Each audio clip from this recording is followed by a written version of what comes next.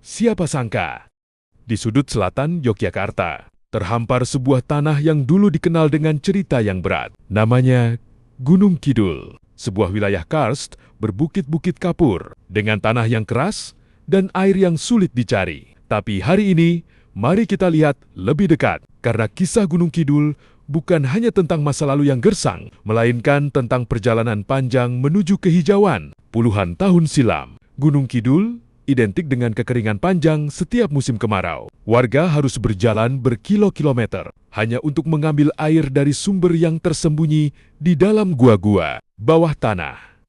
Tanahnya berbatu, sulit ditanami, dan hasil pertanian sering tak menentu. Karena kondisi ini, banyak yang menyebut Gunung Kidul sebagai daerah tertinggal. Sebagian bukit gundul akibat penebangan hutan di masa lalu. Tanah kehilangan kemampuannya menyimpan air, dan erosi menjadi ancaman yang terus mengintai. Namun di balik kesulitan itu, masyarakat Gunung Kidul tidak menyerah. Mereka mulai belajar hidup berdampingan dengan alam yang keras, sambil perlahan mencari cara untuk memperbaikinya. Sekarang, coba lihat Gunung Kidul dari ketinggian. Bukit-bukit yang dulu gersang, kini banyak yang kembali menghijau. Program penghijauan yang digerakkan bersama-sama dari pemerintah hingga warga desa perlahan mengembalikan hutan-hutan yang sempat hilang. Hutan Wanagama, misalnya, menjadi bukti nyata bagaimana lahan kritis bisa disulap menjadi hutan yang rimbun dan menjadi rumah bagi berbagai satwa. Kawasan kars yang dulu dianggap tandus, kini menyimpan gua-gua indah,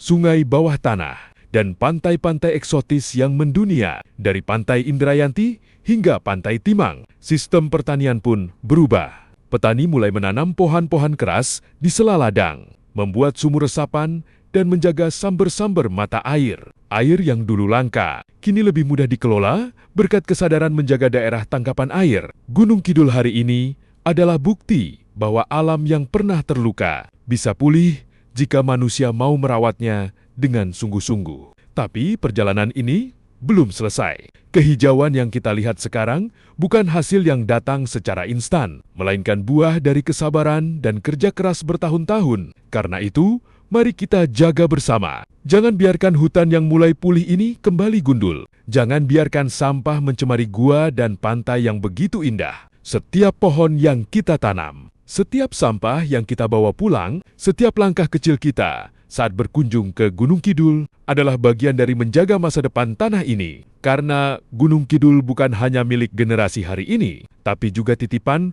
untuk anak cucu kita kelak. Dari tanah yang dulu kering dan penuh perjuangan, Gunung Kidul kini tumbuh menjadi contoh nyata